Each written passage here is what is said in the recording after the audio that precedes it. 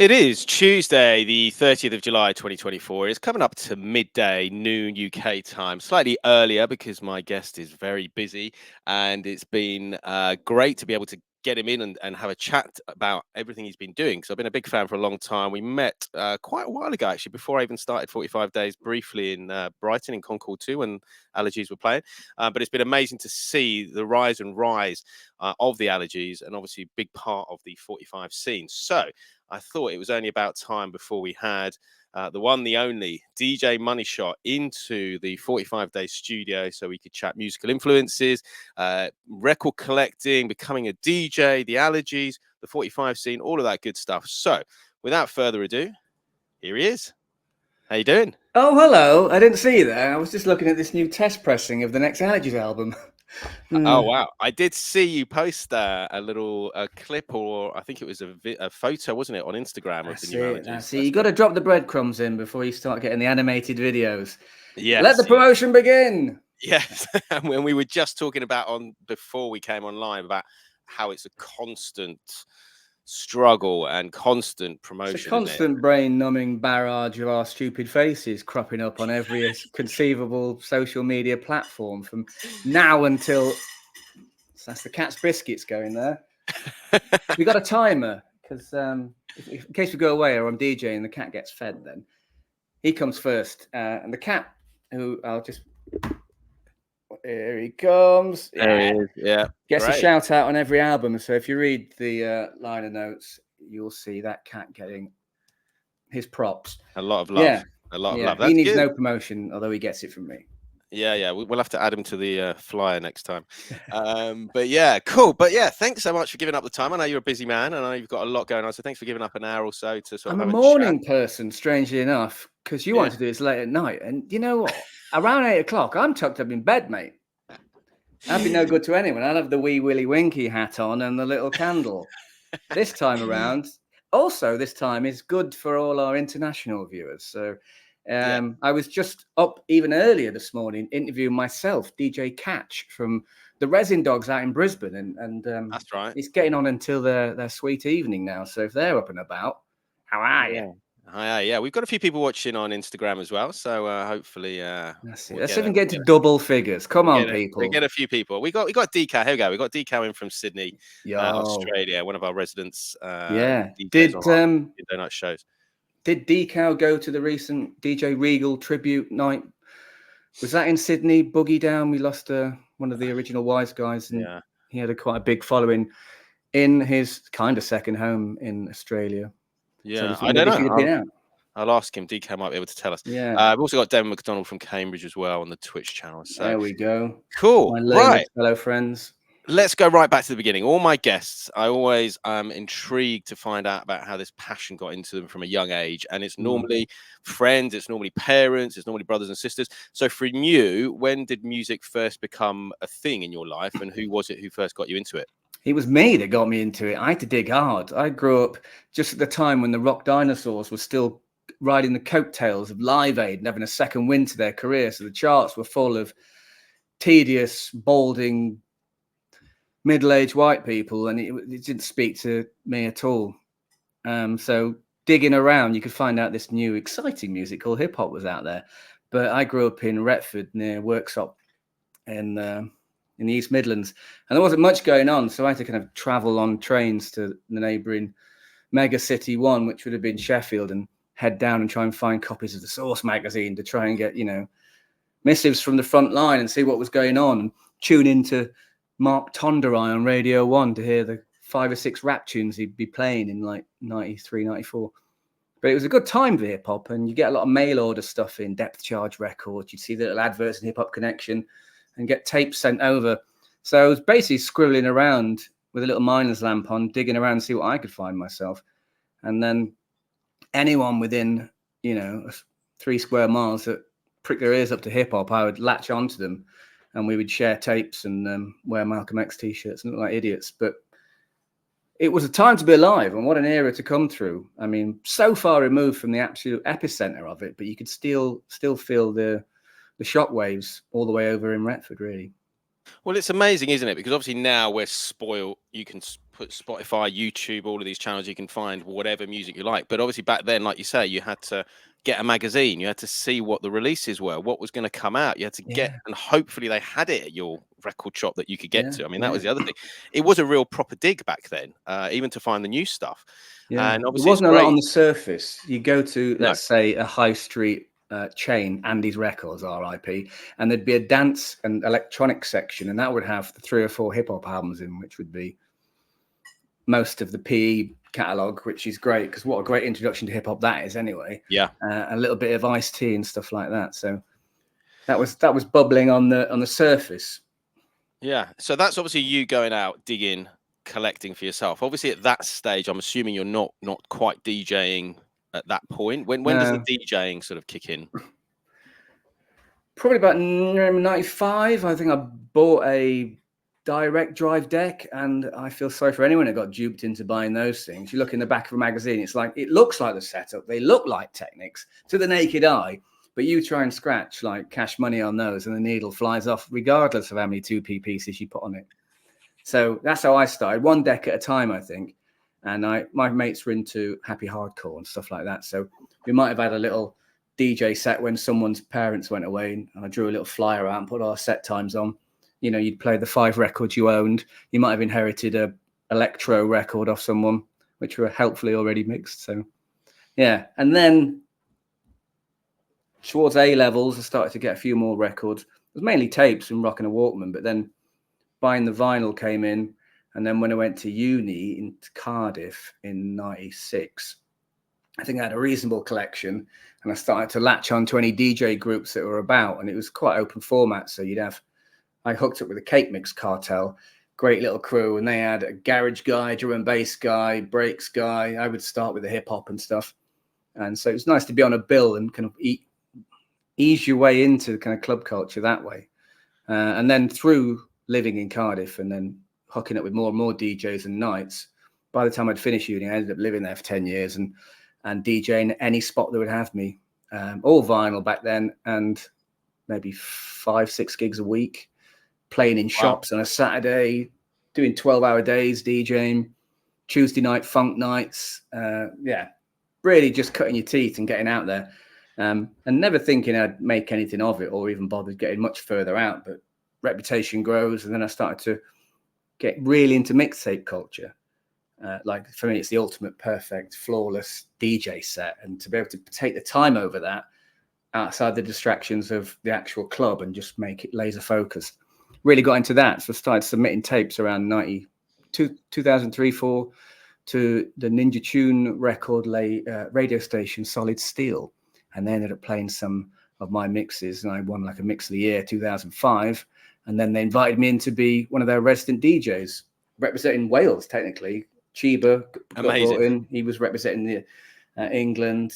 Boom Monk Ben was up in Scotland, and Ruckus Roboticus was holding down all of America from Ohio. So we were kind of the resident DJs, but I was giving them mixes every month, so clocking up mad numbers. And that was such a global span because that show was on college radios all over the world and shared on the early internet and everything. So that got the reputation out. And off the back of that, I ended up touring quite a lot of Europe, hooking up with my friend Parker, and we were doing 4 deck shows on vinyl, all Slovakia, Slovenia, and having a great time out there. It's amazing. And a few things sort of come out of that. Obviously, you're talking about being able to sort of DJ all over the place. And again, it's a very different world back then than it is now. I mean, there's not a huge amount of venues left now after COVID and after everything else. No. But back then, there was loads of venues, wasn't it? And I guess loads of them had vinyl decks as well. So, you know. Yeah, it was a boom time then, because I think people were looking to the UK for that kind of funky club sound before they found a lot of their own identities, perhaps. So all these second tier, second win funky beats DJs from that kind of early post Grand Central, maybe into Good Groove era, people were getting bookings to play this funky club style that people like Ski Whiff and Fort Knox 5 were pioneering, where you could have these pre-made super funky tunes, mix them with the old school hip hop and funk tunes. Yeah, so yeah, and even when we got into the Allergies, there was a tail end of that. So when we first started, we got quite a lot of gigs abroad, but I think a lot of those places are closed down because it takes people sacrificing to put a scene together, put nights on, fly people over, knowing you might lose money, but have a great time and get to play with some of your heroes and friends. Yeah, I don't know if, especially with the music we play in L45, so whether or not it's more global on Twitch than it is in the real world, probably. Yeah. I mean, it's yeah. I mean, we obviously live in a bit of a bubble here on Twitch, and obviously, again, that's about to change in the next few days with the new DJ program and all the rest of it. But tell me what that is, actually. Yeah, I don't know. Yeah, it's a little bit up in the air at the moment. I think the suggestion is that they've done a deal with major labels to pay them when artists and DJs play their music, and you have to join up this DJ program. But at the moment, they're saying there's only this catalogue of this music within these labels has been agreed. So we don't know. So everyone gets to play the same.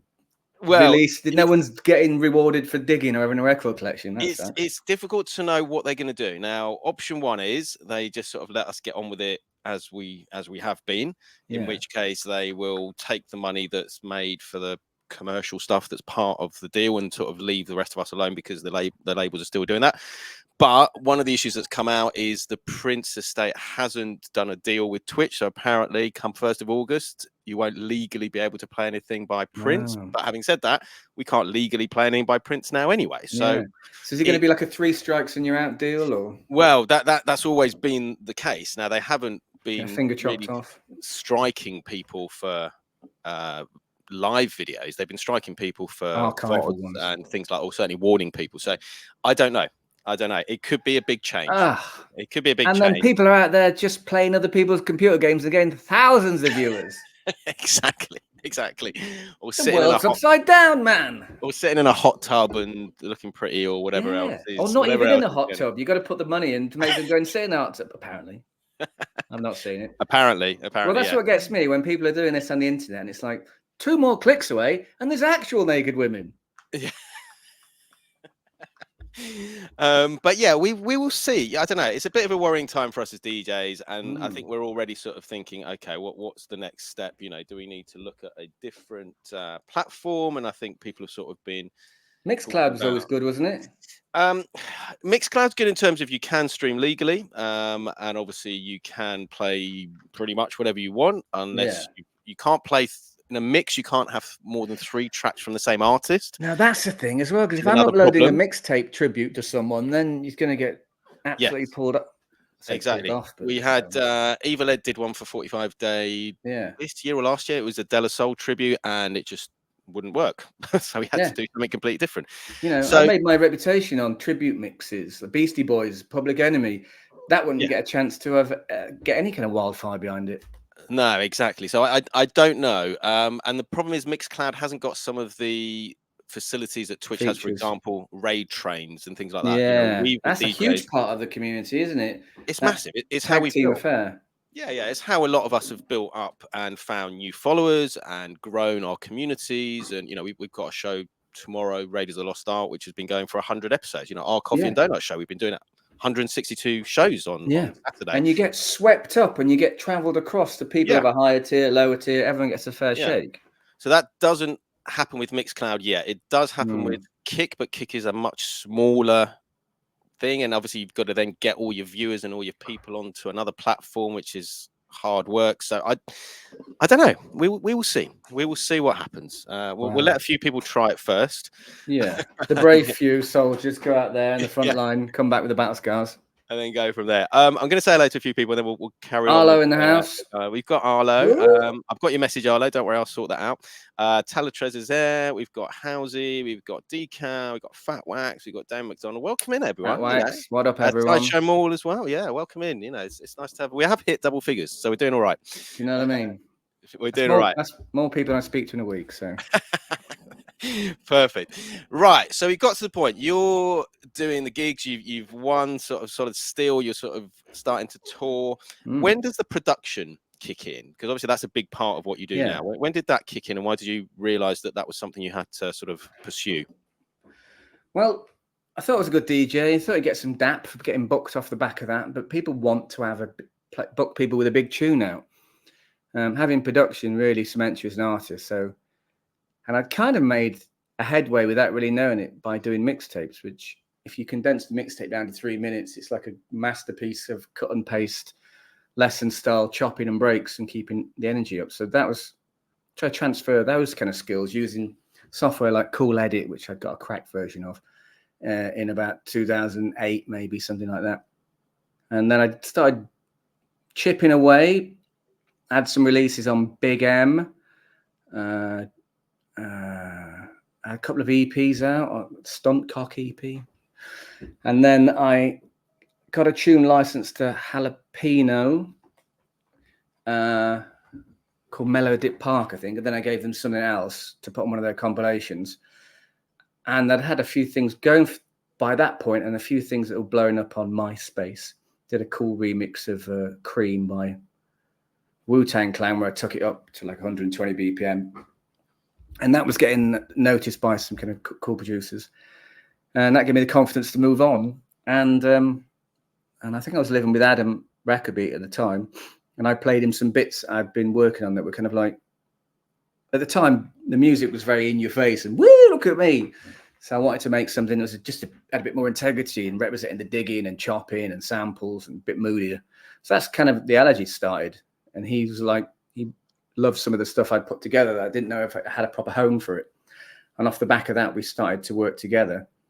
And I think maybe four EPs on different labels, Rhythm Fruit, Good Groove, stuff like that. And then we approached Jalapeno because I think we just supported Ugly Duckling, and I'd played with him loads back in Cardiff, and he even wrote a B-side called Cardiff based on the night we did. And then Andy had just released his free EP, which was him doing a bit of solo stuff. So I'd made a remix of one of his tracks and sent it to him, and he dug it. So that line of communication was open. So we started to send him some of the instrumentals we were working on that needed rappers under this new Allergies brand in about 2014, 15. And he picked up on one called Rock Rock and another one called Blast Off. He was going to do two. So it was like getting this amazing guy attached to this project. That would have been a dream ticket because throwback, funky, represents hip hop in its purest form, mad skills on the mic. That would have been a dream booking. So for him to be on two tracks. Ugly Duckling member, because anyone who's into hip hop is obsessed with Ugly Duckling. Exactly. While you're talking about that song, because that ended up being a double-sided 45, didn't it? And I think it's it did really well at the time because also had a great video. Yeah. Well, the record actually made the physical top 10. It got to like number 9 in the physical charts. Amazing. Which is bonkers. It's not like the actual charts, which would have been a mix of digital and CD, but at that time, it was such a popular 45 that it made national charts. Bonkers. I knew it recently because I was looking yourself up, like you do, on the official charts rundown over the years just to see if anything had come into the top 40. And I was surprised to see that record done so well. Yeah, and the video really helped. We got a drone involved and we got Andy basically out in LA in the sea, bobbing around and coming out and all these cut scenes. And he assembles his cast and crew of friends. So he's got dancers, breakers, puppets, mad locations, fancy cars. Yeah, we couldn't have hoped for more. He really puts his shoulder to the wheel when it comes to committing to these videos. I mean, case in point, the one years later was Tear the Place Up, where we basically did a whole B movie with Andy as a werewolf, which you're more than welcome to look up. Yeah. we can cut those back in later. We can cut some of those in. Yeah. But again, Andy was a huge fan of those fail army things when you watch people fall over on the internet and they compile the clips. And apparently during the filming of the Rock video, someone caught him like in the sea with a dinghy collapsing and falling over and the waves coming on him, which I don't know if it made part of our actual video, but it made the Fail Army clips show years later. So he sat there watching it in bed going, that's me. Incredible. I mean, such a great guy. I've seen Ugly Duckling live a few times and I've always sort of gone up and introduced and had a chat, and he's always been lovely. And I mean, a lot of us would wish that Ugly Duckling still existed, but obviously that's been and gone. But it's great that he's still there and doing such amazing music with you guys. So that was sort of the first one that you got involved with him. So how did things progress from there? We'll also say that Andy's also working at the moment with Robert Smith out of the Dusty Donuts crew. So keep an eye on a project coming from those two. It's very much he's the DJ, I'm the rapper vibe. So that's a bit of an exclusive. So keep an eye out for that. That's amazing. Big fans of Robert Smith on here. Obviously, we've got his scratch record, and Andy's on the end of the scratch record, shouting out all the DJs and all the rest of it. So yes, he says great. If Rob Dirt Smith, it's not even his real name, is it? It's Rick. Rick, yeah. If Rick ever calls and wants a favor, no question, he'll do it. So that's their relationship. So we've got Arlo as well, who's saying that Andy Cooper did their theme tune for the Sunday Get Down. I mean, what a dude! Came out, that's amazing. Yeah, what a gent. He's such a giving man, you know. But like I say, when we get him over here to do our shows, we're basically dragging him away from where he lives. He's just got a new house in North Carolina, and he's like, "Can you come and decamp to Scotland where your wife's folks live, and then come down to see us every weekend for the whole summer?" Where he's Siberian Husky in his new house back home. So fair play, that man puts the effort in. So because that answers the link I was going to say, because obviously he's here a lot for the live gigs, and obviously must get involved in the production and he basically engineers the whole live show. He's dreamt all that up. So so he's got family, or his wife's got family in Scotland, hence why he can sort of come out. Okay, all right, well there you go, that makes sense. And so he goes to Edinburgh, then flies down. He's probably been delayed by EasyJet more than any man I know in the past 3 or 4 years. So it's a guaranteed 2-hour delay for every flight. So but again, that's it's timing and location and luck, because obviously if his family wasn't in Scotland, it would be impossible. It wouldn't have happened in the same way. You might have done some sort of remote recordings and stuff, but you wouldn't have been able to do the live show in the same way. No, you'd have to do some kind of hologram affair. Yeah. That hasn't really taken off yet, though, has it? It hasn't. No, did it, and then it sort of disappeared again, hasn't it? Well, my friend Chiba works for a company called Holotronica, and they got some proprietary mesh netting that you put on a stage, and it gives a 360 real effect hologram, and they've been selling that to Michael Flatley and stage shows in Vegas and stuff. So it's there, but you won't have it in a small gig, I don't think. No, I guess it's too expensive. Yeah. I think just do what Doom used to do and just send someone on a mask. If it was Andy Cooper, though, it'd have to be 2 people in a Mac, or you'd need stills. Or if any NBA players are over for the Olympics, perhaps they could help out. So. Yeah, amazing. Yeah, I mean, well, maybe one day. But yeah, so where did it go from that single? So obviously that single did really well. That obviously probably helped. We bolted that onto the first album, which is essentially the best of the EPs. Yeah. And then, boom, and then we just worked really quickly. So we just kept firing ideas back and forth, and he got involved a lot more. Basically, it became like the 3 of us working on stuff. And that happened for all the albums. And we've got, I think this might be 7 now. And we've got 8's pretty much done as well. So we just like to work. We're both workaholics when it comes to making beats. Because it's just, we both have this idea that it's kind of like a puzzle you got to figure out, and we kind of enjoy it. Andy, when he's been delayed for 2 hours, he's constantly got his head in a crossword book. So it keeps the mind alert, working out how to make these songs happen with these breaks and samples. So I think we both enjoy that. We don't find it too laborious or soul sapping. We like to, figure out this puzzle. So he's been great to work with, And then, I mean, you said you started off with Cool Edit. Where are you now? What are you using now? I'm on Ableton, which has been a fantastic workflow. And even if it crashes, you just log it back up and it picks up where you left off. Unlike Cool Edit, which I would be sat in my pants beavering away making a mixtape of 400 or 500 layers, and he would crash and cornflakes spewed out the mouth, fall to the ground like some out of Platoon, and have to start it all again, not knowing how I even got there. So Ableton, fully paid for. Don't really use much in the way of effects. There's a couple of little plugins that I just use to twist things to beef up samples. It's mainly about ideas, arrangement, volumes, panning, some EQing. And then I'll get the demos together. This album maybe did 150 demos, whittled it down to 50, and then turn that to 20, and then start to develop those more. And then we'll bounce out the stems, all the little layers of all the bits, give that to Adam. He'll tweak that. He does the kind of engineering element of it. Yeah, or Andy, I'll send him all the stems, he'll rearrange it. He also plays loads of stuff as well, so he can throw bass, guitar, keys down. He even does some cuts. The man is a talent. Amazing, an all-rounder, Renaissance man, exactly, as they say. So that's Andy, but it's not just Andy you've been involved with. You obviously got some other MCs, and obviously you've got live singers on that's the right. live tour, and saxophonist as well, I think. Is that right? That's right.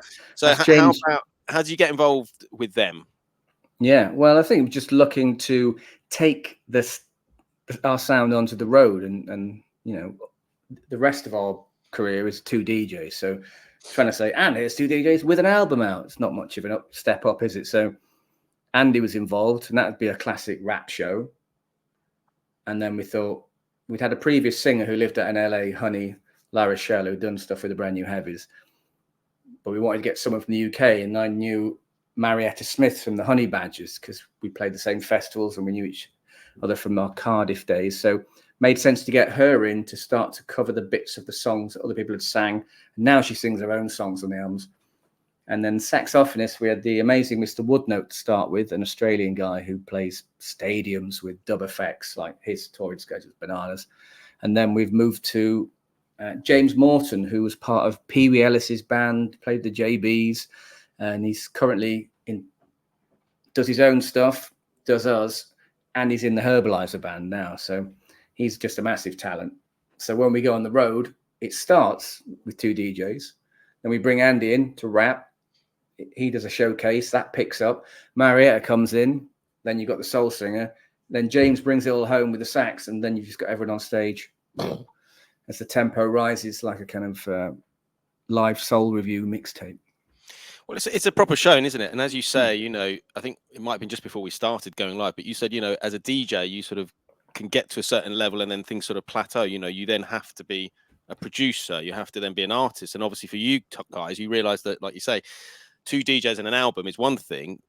A live stage performance where you've got a rapper, singer, saxophonist, you know, it's a show, and it's something that you can then take, as you have been, to festivals and get on the festival touring scene, isn't it? That's the whole point. And we were talking about the club scene changing. So there's less places to turn up and play as a DJ. And our audience of advancing age don't want to go out and wait for you to come on at midnight. You know what I mean? In a club. They want to go to a show, buy some merch, have a drink, tell the babysitter they'll be an hour late, and the show finishes at midnight. You know, it's a format that some DJs of a certain age are taking on as well. Annie Mac, for instance, has got like a show that's basically in bed by 12, and everyone's like, fantastic. People haven't got the legs for it anymore, so they want to still rave, but at a reasonable hour. Well, I think it's people have got stuff to do the next day, haven't they? You know, back in the day, you could get drunk, do whatever. It didn't matter because you weren't doing anything. Now people have got kids, they've got animals, they've got a job. I'm turning down the after parties now. Before that, I'd be wake up on the floor 6 a.m, in a stranger's house. Can't be doing that. You put 5 hours traveling in a hot car on top of that, and you want to tuck and roll into oncoming traffic. So you got to look after yourself. Yeah. And one big part of this is obviously you've mentioned them, Jalapeno. Now they've been an amazing label and put out lots of great artists and lots of great music. So how important has that link been and to the career and where you are now? Well, that was the ultimate HQ to go to, wasn't it, for the funk and stuff? I can't think of another label. We might have looked at places like True Thoughts and stuff like that when we started, and First Word, but I don't think they would have been as good a fit. And Jalapeno, Trev, Les, Mikkel, now Josh have really took us under the wing and allowed us to develop, starting as a kind of heavily sample-based, 100% sample-based band, to helping us with a budget to get people in to do the videos and bring in different artists and kind of overseeing, not like managing, but definitely helping us along the way and nurturing us and giving us the space and freedom to do what we want, really. This, you know, Trev and the guys will tell you if something's terrible, but they won't tell you what to do. So it's all very helpful. And that is important because as an artist, you do need to be able to be creative. And obviously we were talking earlier about the Twitch DJ program and possibly making people play certain things. You know, it's good that the label is giving you that freedom because it means you can create things that you might not otherwise have created. If you had a label bearing down on you saying, we need the next hit, it has to be like the last one, or it has to be like this, or it has to be like that. So that's got to be I can only imagine that would be like if you were Taylor Swift or Life on a huge monster mainstream commercial label. But where we're at, everyone gets a piece of the pie. Everyone chips in. We all like to hang out and have a beer together. It's all on the same level. And I think we've even signed for an album after this. So there'll be plenty more to come with that label. And they're always bringing new people into the fold. I think they're helping out with Emma Noble's doing some distribution. I think DJ Yoda's signed a publishing deal with them. So good little extended family to be a part of. And we like to go down to Brighton where they're based, and they do the Jalapeno Bop Nights, and we get to play on the same bill as artists on the label, you know. So it's a good little showcase. And it's great. It's a collective, isn't it? And it's like you say, it's collaboration and working together rather than sort of being right. Like Smooth's done a remix for us. We've done a remix for Smooth. Did a remix for Aldo Vanucci. He had some stuff on the label, and Izzo Fitzroy was on one of our tunes. So it's like you don't need to go further afield. It's a one-stop shop for people to work with, really. Yeah, it's fantastic, and it's so much talent as well, which is the great thing. Now, obviously, you've said that is probably album 7, I think. I'm gonna say 7, yeah. Yeah. How is it? And we talked a little bit earlier about the sort of constant promotion. You know, obviously, you know, do you feel there is a need to keep putting out new music to keep people interested? Is that part of it? Yeah, that you don't want to sit back on your laurels. Some great acts, you know. I mean, how many albums have Tribe Called Quest got? Started with 3, maybe 5 now, maybe 4. You don't need a huge body of work. But a lot of those great artists had a smaller window. 3 or 4 years, 5 years is an absolute lifetime in music when you're young. But now you get a bit older, you can stretch out a bit. We can go 20 years. We can put an album out every year. We nearly have. What we can do, not put music out. So I think keep it out there. People seem to like it. And it's nice to have something to push people towards. Keep the spirits up. You know, if people get sick of us, I'm sorry. The grind won't slow. So, yeah. And it's nice to, when it ramps up album time, because we're very much an album-centered band, even in this day and age when it's kind of pointless. You want to be putting out just dope singles and maybe an EP because you're sort of about getting playlisted on Spotify. But come from the era of having that bit of wax, having that project with an umbrella term under it of the album. And it's nice when that wheel starts turning again every year and that single comes out, you're trying to chase the artwork for the next thing and you're part of this momentum. And then there's a minute's silence when the dust settles and the album comes out and it does absolutely terribly. And then you start it all again. But it's also because you come from that sort of age where albums were important. You know, I think kids, you know, the younger generation now are so used to Spotify, TikTok, you know, short little bursts. But we were brought up on an album. And like you said, there'd be the first single, maybe the second single, then the album would drop, and then the third single. You know, it was a whole project. So yeah, do you think that's feeding back to that's how you first got into music? Oh, definitely. Yeah. We could just stop doing it, but I don't think it's a legitimate body of work unless you call it an album. I'm very much up now for making it a bit shorter. We were doing 14 tracks, 13 tracks, 12 tracks on this. I'd be happy with 10. I think everyone's happy with 10. So you can still do an album, but just maybe trim the fat a bit. Because even if you look at your Spotify numbers on an album, people just phone out by the time it gets to the bottom. So yeah, don't get a bloated Chinese Democracy double album, Guns N' Roses style. Let's just keep it. Well, I mean, that's another thing, isn't it? You know, with the cost of production and putting vinyl out and everything going up, I suppose, you know, you need to make sure that it can fit well on 2 sides. So it's just one disc, you know, really, because then that sort of keeps costs down a little bit. So, that's right. But like you say, it's all killer, no filler, you know. That's right, yeah. And if you're starting already with 150 and then cutting down to 50 and then 20 and then getting down to 10, then obviously those 10 are going to be amazing. Well, let's hope so, yeah. So, yeah, the new album's got a few different guests we've not had on before, of course. We heard KOG. He was on the first track, like an Afrobeat number, and then brought back fan favourite Dynamite MC for a soul hop tune called One Time. And brand new into the fold is Omega Watts, someone from the Lightheaded crew who we've been a fan of and was an absolute joy to work with. We just dropped a new video for that as well. And then, of course, we've got Andy Cooper all over it, so don't worry about that. And any other guests? Got 145 as well. Yeah, well, let's talk about 45s. Obviously, you put out that 45 with Andy, Rock and Blast Off. Now, I've put there you out go. 2 full boxes worth. How There about you that? go. That's amazing. That's mad, isn't it? And obviously, that was quite a few years ago now. And obviously, 45s were much more reasonably priced. Probably £6. I Yeah, mean, do you exactly. know when you Five, look six back quid. at Juno and you're like, just because they archive all their stuff on there going back years and years. So you look at Yeah, people's monthly playlists from 2012 and it's like £3 a single. Well, I think they were just crazy. putting those out, not wanting to make any money, doing it bare minimum and costs were cheaper, just as a novelty to sell at shows and stuff. And then it became a legitimate source of income for that project. And prices go up, the more professional you get and the more people are involved.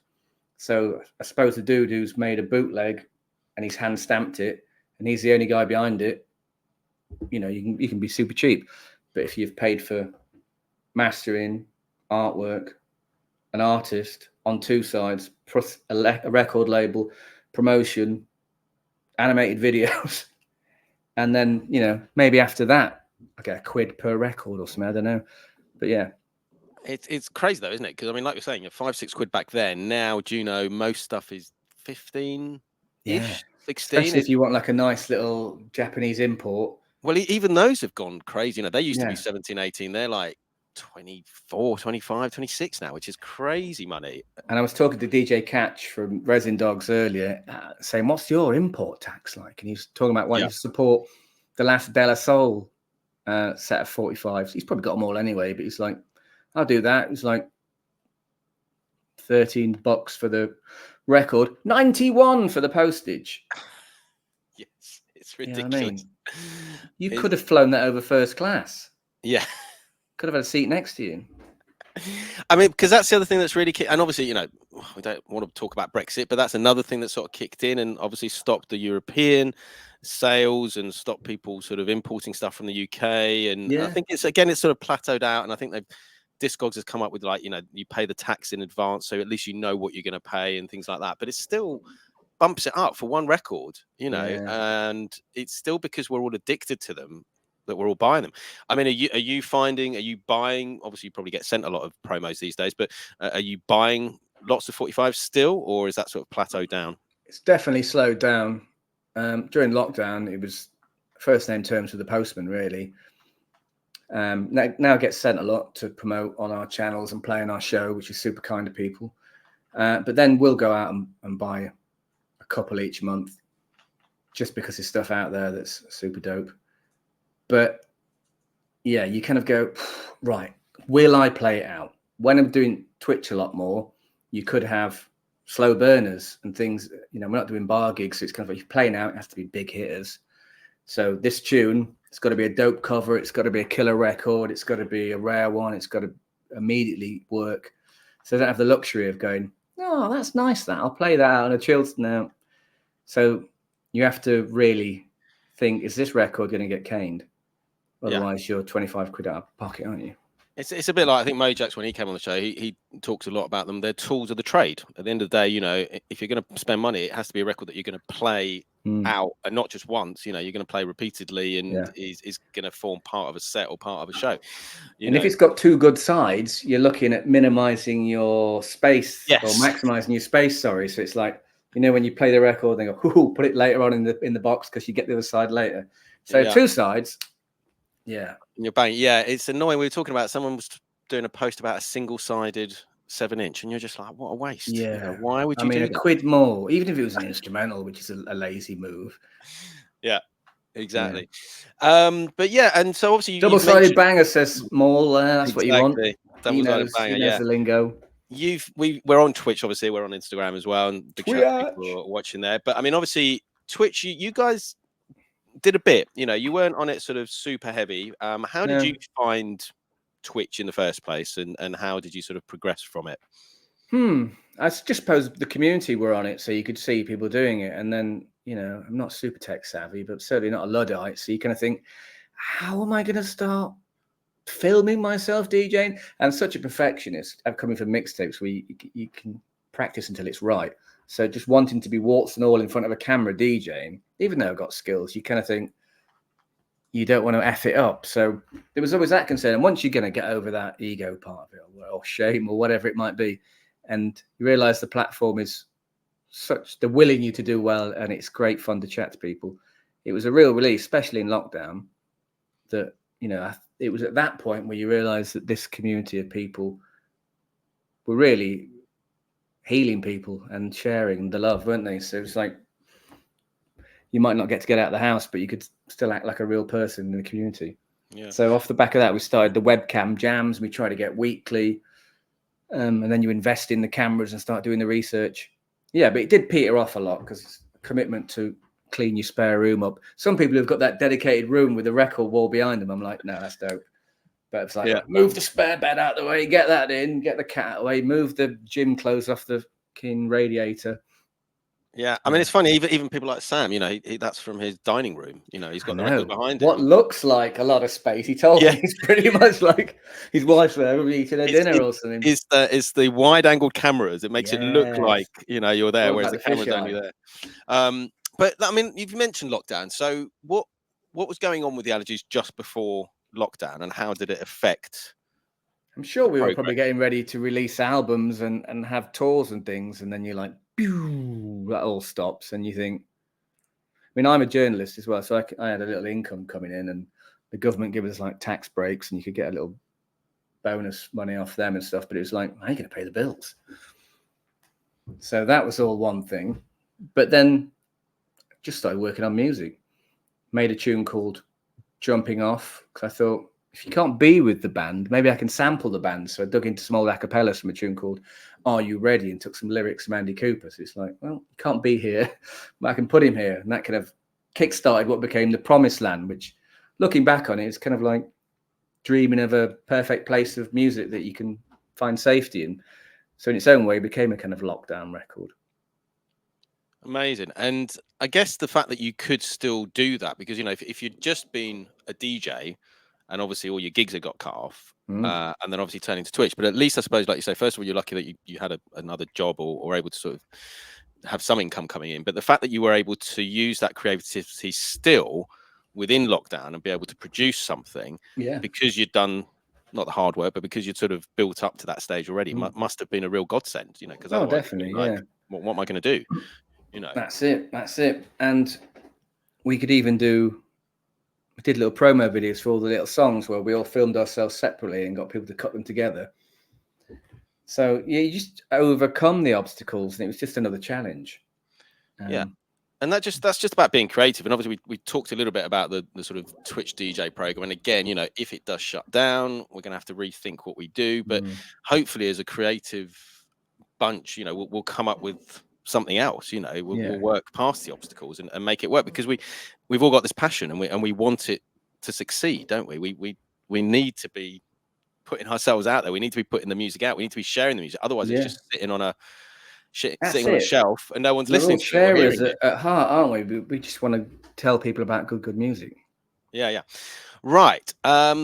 Just tell us what's coming up soon. And obviously, you pointed to the album, but you've got a single that's out soon. Well, the album "Freak the Speaker," that's going to be available. It's going to look better than that. Available for pre-order this Friday, so you can head to the allergiesbandcamp.com to get that. And I think that might come with a title track being released, which is Andy Cooper absolutely killing it over some huge beats and massive sub basses. And we made a little video for that in a record shop called Longwell Records in Keynsham down the road. Actually, ignore all that. No, pre-order Friday. I'm just Mikkel from the label sent me some helpful things to shout out. Okay. Also mentioned the album will be available for pre-order this Friday, so I was right. But yeah, we've got a single coming out, which I can give you the exclusive sneak peek of now. Look. Oh yeah. Let's do it. Oh, hold on. Throwing back in the 45 ring. Previous albums, we've done loads of 45s, but I think now you got two bangers on there that DJs are going to love. And this is Let Me Hear You Say, which is like a 80s disco rap number, all samples, and like 114 BPM, 120 BPM, soul breaks, dance along groover, really. Craig Charles got given an upfront copy in January, and he made it one of his like funk tunes to watch out for this year. So bit of an endorsement. That's going to be available for pre-order on the 30th of September. So, how's it sound? Not bad. So I think you should enjoy it. I wouldn't say doubles are a must. That's another thing, isn't it? When people are selling records, new tune out, doubles a must. But again, that comes Not back 40 to, quid. yeah, back in the day, you would, when they were 6-7 quid, you would buy doubles. You know, you're like, oh, I'll just buy doubles of this. Whereas now, you're like, one. Yeah. You know. And I go back to back with Rackabeat as well. So you don't really have the ability to start taking over both decks. So it's like, if you're just out on your own, maybe you could do something creative. But yeah, I don't know if doubles are a necessity. No. If anyone wants to send me them, I'll take them. But it's good. What have you been sent recently that you particularly like? I know you obviously put a lot of it up on Instagram, but you stay there and I'll go and grab them all. It'll be like 2 minutes. All right, great. I'll just say hello to a few more people who we've got here in the chat. I see we've got ADP there. Mark Lancaster, I forgot to say happy birthday in person on here today. So happy birthday. Decal still with us. ADP and Housey and Sideshow. And he's saying, as an aspiring breaks DJ, it's an absolute nightmare for his bank balance. Yes, it is. It is. But thank you all for joining us. We've got a few more minutes with Moneyshot from the Allergies when he comes back, and he's going to show us some of the 45s he's been sent recently. Is that just today? He's back. Is that just what you've got today? It's just through the post now. Yeah, the letterbox is like that. I bet your postie loves you. You know? Oh, yeah. He's brilliant. They all know that I'm a DJ because they just keep delivering these 45s. So sometimes, what kind of music do you like then? And you have a little chat on the doorstep because they love good music. I'm the same with my postman. Yeah, he's into his sort of ska and some reggae stuff and some old stuff. But yeah. He's like, oh, you've ordered some more records? I was like, yes. Mr. Chiba. All the new Echo Chambers recording stuff gets sent through. Absolute musts. And that's a recent one. That might be the newest one. That is the new one from the subsidiary Echo Edits label. I think correct, the one you just held up is number 7, wasn't it? The orange one. I think that's number 7. That's the latest. 007. Do. Yeah, that's the latest one for pre-order. That one I think is pretty much sold out. The Greg Belson one, which is amazing. Yeah. He goes under the name The Preacher for that. And I always thought if I had the opportunity to dig in someone's collection of rare stuff to sample, he would be the man. Because he knows that whatever he picks out, goes, there'll be 2 of those in existence. You know, no chance of it being on any social media or YouTube, Discogs. So you could like sample with impunity, maybe. But I think he does unearth things and give the proper people credit, so I don't know if he'd be up for let me steal everything. No, it was amazing. He came down and played at DJ One of a Kind's Funk Night, Hastings. Yeah, that was amazing. And he was just playing, and like certain people were there. Big DJs all shazamming this stuff. It's like never been sold on Discogs, not even on Discogs. Can't even get this sort of thing. And you just like I spoke to him before. How many did he bring? And he brought those 2 big Magma roller cases. So 250 each, about 500 records, and you're like, that must be a lot of money there. I had a conversation with a festival once. Like, I mean, what are you cutting about there? I think he was stuck in. It might have been into the hundreds. Yeah, of thousands. Like because each one's like 500 quid, 1,000. Yeah, it's crazy money. Even if you insured it for what it's worth, you just couldn't find those records again, could you? Exactly. Shouts to Sam Redmore, of course, on Jalapeno with his new 45 featuring Lumi HD, and on the flip there, that's great. That's available. Well. Yeah, his artwork's on point. It's very reminiscent of like a Basquiat, especially at the top there. Yeah, it's got that angle, and it's. Does he do that, or does someone else? I don't know. Yeah, we all get a chance to pick who we like for our art, so I'm not sure who does this, but. It means his branding's on point, and it always has been across everything he does. So he come out the gate looking well pro. Yeah. Toxic Funk 14, is that new? I think that is relatively new, yeah. 15 newer? Sucker Side, yes. That is, yeah. So Breakbeat Paradise Recordings, I remember when they were just a website you could download beats off. And I think going way back to the start, that's where I might found some of my earliest samples. We'll come back to samples in a minute, actually, because there is a question I need to ask you, but we'll keep going through this pile. We'll keep running. This came out in like 10 years ago on 12-inch, but it's Moose T and Dimitri from Paris' take on T-Ski Valley's Catch the Beat. You know, here's another funky break for you. Hit it. That one, but they've done an old school disco version of it, so they've just beefed it up and made it a bit more funky. So if you're into your disco rap and you check our new single when it drops, that's kind of in the same ballpark. Love it. And pay good money for that one. That's the Blue Monday, of course. It's one of those ones I don't want to be. It's a Marmite affair, I think, that one. A few people like it, a few people don't, but I like it. Yeah. Well, there's some that you think, would I play a reggae version of Smells Like Teen Spirit out? No, but I've missed out on the You Look Good on the Dance Floor ska funk or something. You think that would kill it. But I was thinking the generation of people we play to, that might tick two boxes. And this is something we played out in our sets on digital anyway. So we've always been a fan of it. Yeah. Didn't know people were hating on it. But speaking of talking to Catch out in Brisbane this morning, I think Jeff Jigsaw, aka Blunted Stylus, his co-founder of Resin Dogs, sent me a big stash of things, Australian rap. So if you're into your I think this is like a bit of a legendary Oz record, first time on 45, and that's Blunted Stylus. Yeah, he's a great guy. So he sent me a couple of bits. I think that only became available with maybe a 25th anniversary Hydro Funk. That's right. Record, I think. So that's another thing people do, which is bundle a dope 7-inch in with an album release. So a lot of the HVV ones. So you want to buy. I want the 45, but then you got to buy the album. But it's a nice little add-on. So that, and then that's their brand new record now. That's right. Yeah, that was actually released on 45 Day this year, 4th of May, which is quite cool. Along with one of Cy Cheever's records, actually. So we had 2 records released on the same day. How about that? And then I got a nice little promo bump from the Galaxy Sounds people. Of course, yes.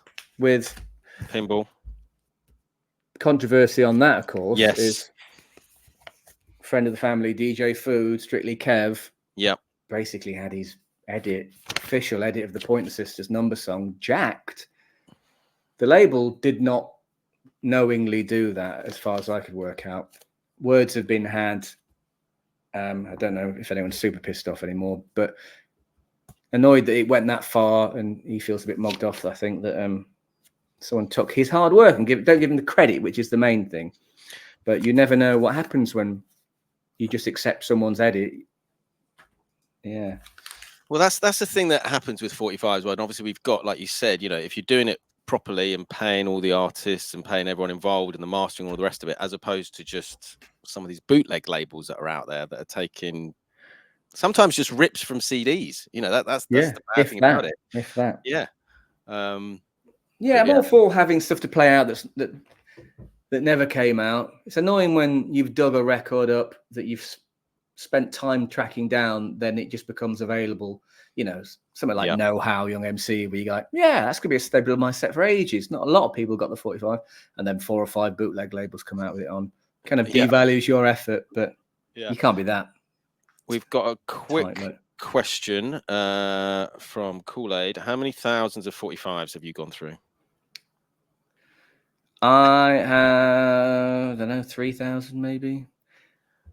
I think so. It's like that shelf, but all 45s in shoe boxes. Are you sort of reselling or passing on? Because obviously, you know, you're sent a lot of things. I assume at some point there's records that need to leave to make space for new records. You know, I've got a lot of doubles of things that I wait for trades and things like that. And during lockdown, I might have bought a lot of things that I wouldn't. Shouts to the tweaker that I wouldn't have bought in the cold light of day now. So I might just drop them to a record shop and say, do what you want with them. Because I'm going to move house soon. And if you've ever moved house for records, you know it's not a lot of fun. Exactly. We have another question, not quite a serious one, I don't think. Michelle, no, not that one. Where has he gone? What's your favourite hole, big or small? There he is, Mikkel from the label. Do you know what? In all seriousness, it's got to. This thing is It's for jukeboxes. What are we doing? Yeah. If you play reggae, it looks cool. If you try and juggle a record, cut a record with this on, this clown's pocket of a hole. Are you not into more the adapters? spindle. Are you not into the sort of clamping adapters and all of that? You know. Well, I've got the Like SID jam, and I drop that over the top to weight the whole thing down. Yeah. But you're still adding a margin of error. It's fine So if I'm quite a heavy-handed, scratchy DJ, so if that comes off slightly and the needle skips, no one wants to hear that sound. So small hole for the win.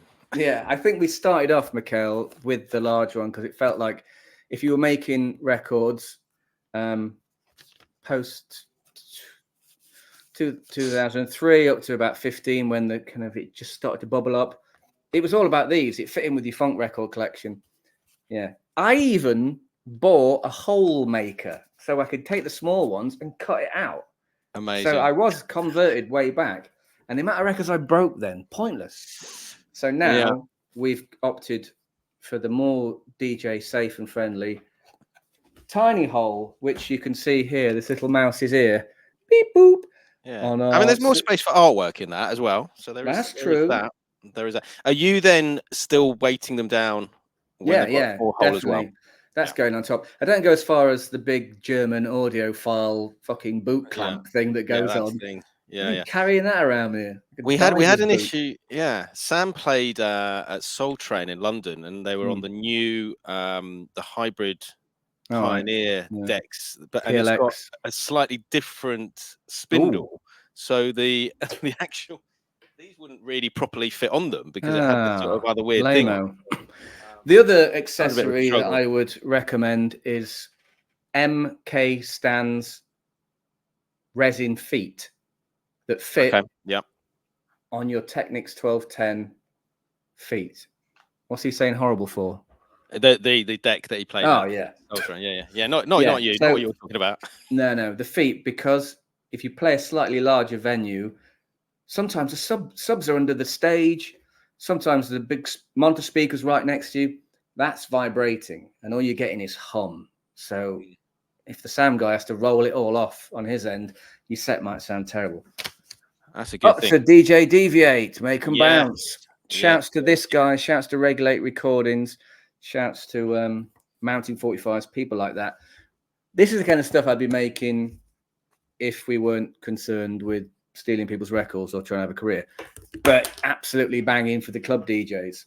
So people out there on the front line just putting stuff together because it sounds dope and it's fun to play, they get all the respect. But you realize how difficult it is when you've got to try and clean it up and stick a wrapper on it. But that's fun for you to come, sir. Yeah. And of course, yes, always with the wonderful art. Whoever bought this, have they peeled their sticker off? This is homage to the Warholian banana cover of the Rolling Stones, I believe.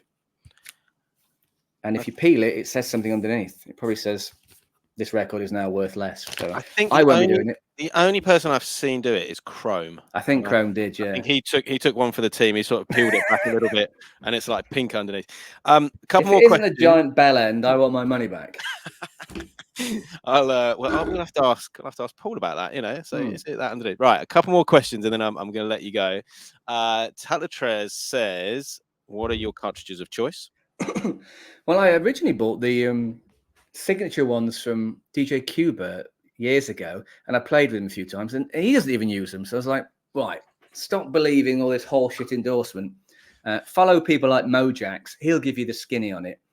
Now, I did have a lot of the classic Shure cartridges. Wasn't a huge fan because all the little wires in them, they can you end up kind of pinching them and trying to get the sound out. So I've been Autophon for as long as I can remember. It really holds the groove. There's like a hybrid cart, the red one, that is good for digital and vinyl, according to Mojax, and I believe him because he's a man that knows what weights and decibels all mean when it comes to that kind of stuff. So Autophon cartridges, but make sure you get a little case. Is it the Concord digital ones that he's talking about? Let's have a look. What color are they? The red ones. Yeah. That's. I think I bought those off the back of his.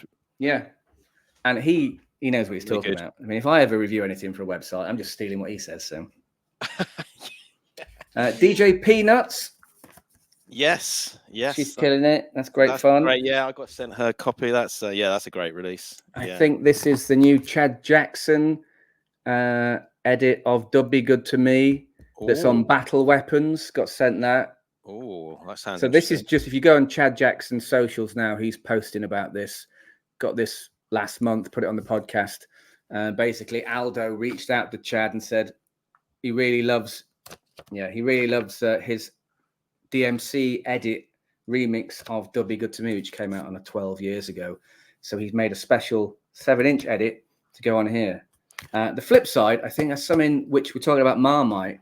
It's got something Marmite, but I can't remember it. It's something that if you hear it, you're like, it's like Who Let the Dogs Out over another version of Who Let the Dogs Out. You're like, yeah, I don't know who that's for, but yeah, I can't remember what it was, but it could be awful. But Sam saying, "What is love?" yeah, Hadaway and Shape Man. Right. I mean, maybe someone needs to do "Who Let the Dogs Out" over "Who Yeah. Let the Dogs Out." And shouts DJ to Bacon. my man Bacon, another Brisbane acolyte. He always sends me the good stuff. Now, I found him on. I was mad into Discogs, so I would just refresh the button to see what 45s had come out every day and then go through them all. And he'd put this out, stuff like this out, very low key. And I started alerting people to him being out and about there and how dope he was. And then eventually he starts sending me stacks of this stuff, and I post it out all over the UK to other DJs to help him out with the postage. So he's been really killing it, especially with the Beastie Boys mashup. So yeah, don't get any artwork with the promos, but good stuff. No, I mean, it's you get it with the ones you buy, and again, Jake does a lot of the artwork, and that's right. Yeah, shout out to Jake. Big shout out to Jake. Detonator. Yeah. Bit of Jim Sharp there. Of course, we can't miss Jim, producer of the year. Always, he sent me a little handful of stuff. Yeah, that would have been great. Point people to this if they've not seen it. It's our remix of yeah, that's a great Samboy remix. Killer. It's look at that. The kind of thing, you know, chunky big ass samples, kind of thing. It's built for rocking a club, and it really helped me get back into the spirit of making party stuff for the next album. So great. Right, last area of topic, and actually, Taylor has put the question, but I was going to ask it anyway. Where do babies come from? That's for another show.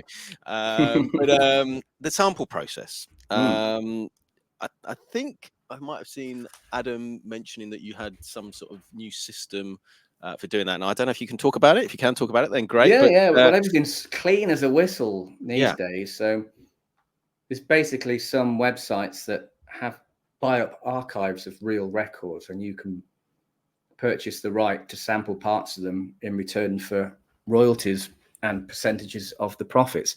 So it means you can still, one of a kind in the house, Hastings. It still means you can sample stuff that's from a real ass record, often with the crackle on it, like it's been recorded straight in. So you can keep that kind of process alive while giving people their dues in terms of the money and safeguarding the record. If it gets a sync license or it wants to be commercially released, everything should be in place to expedite that process. Because I imagine a lot of people back in the day would make a tune asking for forgiveness first rather than permission when it comes to sampling. Often you get caught down the line. So it's nice to kind of, because everyone, all the label, Adam, the rappers, everyone's working on something that if it gets pulled because you've just sampled something illegally, you've wasted everyone's time. So we like to keep it squeaky clean. But it does mean that you are digging through a resource that other people looking for the same stuff will as well. So hopefully we're going to mix that approach up with approaching labels who don't have their things commercially out there, but do have an archive of old soul records that we can negotiate a decent split with. But that often means if you can take a record and do what you want with it and you've made something, that's one thing. But to ask if you can use a record, then try and make something out of it, it's kind of a backwards, slow way of doing it. Yeah, so and you're sort of inspiration doesn't take you that way. Yeah, and you're under the caution. Obviously, this is where a lot of the old school hip hop artists got caught out, wasn't it, back in the day? Because they hadn't asked permission. You look at these YouTube channels that expose people's samples. They're happy to do it. They love talking about it. Every time someone mentions one of our samples aren't a bit clean, you kind of go, "Don't tell everyone." But they can find a drum hit. You look at the ones from Daft Punk where they expose all the elements, and you're like, my God, that's about 5 layers of texture, and it's been digitally altered, reversed, EQ'd out, and you can still pinpoint the origins of the sample. So, and with technology, especially AI getting more and more sophisticated, I think there's less places to hide. So. Yeah, definitely. Decal's talking about TrackLib. I don't know if that's who you use or if that's someone else. That's your boy. And we've got yeah, but fortunately, with that TrackLib, like I say, there's a limited pool that we're all wading in. Yeah. And I guess the last thing we're working on, as I say, we're working on tunes, and then someone else in the scene might release it, and you go, "Yeah, we just spent 6 months working on that." Yeah. So you have to either preemptively edit and sample in such a way that's so personal and unique that no one's going to have thought about it. But if you're taking big fat loops and chucking like a nice vocal over it and getting the ball rolling, that could have been an approach that other people have had as well. So yeah, nothing more annoying. We've got one of a kind saying he's got into lots of arguments online about this. Kel is saying other option, just use a sample if you're up and coming, and if it blows and get it replayed, or approach the label's publisher, be prepared to give back all the money earned. Exactly. Fair enough. I'm sure we've had something like that where we've been approached and it's something that we've not had the chance to clear, but then a conversation does happen because a sync's on the table or an advert deal. So the people who would normally go, "You nicked our song," now go, "Can we make some money off this?" Yeah. Because often the original artist is barely involved in the process anymore because they've been bought out over the course of years. So it's just people in a room moving checkbooks about. So it often gets the thing over the line a bit quicker. Yeah, which sort of comes full circle to what we were talking about earlier about the DJ program. Again, it's about keeping the labels and the people who own the original recordings or whatever happy. But yeah, it's been a pleasure. Thank you so much for giving up some time and doing this. I've learned a lot. I hope people have enjoyed it. And yeah, we had quite a few people in, which is good for a noon show. I was quite you lazy bones. Look at you getting up at the crack of noon. Come on, people. I'm all G'd up for the day now. I'm head out. Exactly. See? Yeah. But it's been great. Let me just have a look. I think I just saw that Mojax is live, so we might as well go and see him as we've Mighty Mojax talking about him, and obviously we're all big fans of Mojax, and he's helped a lot of people get onto this platform in the first place. For example, for a man whose bread and butter is talking about the future of digital DJing, he gives a healthy portion of that time to talking about a love of something so basically you might be banging about gramophones and steam engines, really, but we love him for it. Yeah, it's a lovely format, isn't it? We're all addicted to it. We all love it, and it's still here, 75 years. You know, we're still all, you know, because we're in a bubble, but we're still all using it, which is an amazing thing. You know, getting into digital DJing, it was like turn around into your record collection. It's like seeing endless corridors, like something from the Matrix with all the guns. That's what records you could play. But then when it comes to 45s, you're like, that's all I'm bringing with me. You better like it. Exactly. But it's also go buy the CD. Yo, obsolete format. Bring back Laserdisc. Yeah. Weaponized records. I'm hoping to get Guy on a show soon. We've been talking about it a little while. And I think keep your ear out for this series because there might even be people in the chat that could be contributing to it. Yes, I think there may be some interesting mixes coming up very soon. Yeah, wink, wink, nudge, nudge. But yeah, it's been great. Yeah, thank you so much. We're going to raid out. If you hang on there for a minute, we'll just have a quick chat afterwards. But yeah, thank you everyone for being here. It's been amazing. And thanks all. That's the clips on Instagram. Yeah. Enjoy the rest of your day. Do what you want. Carry on. Live large.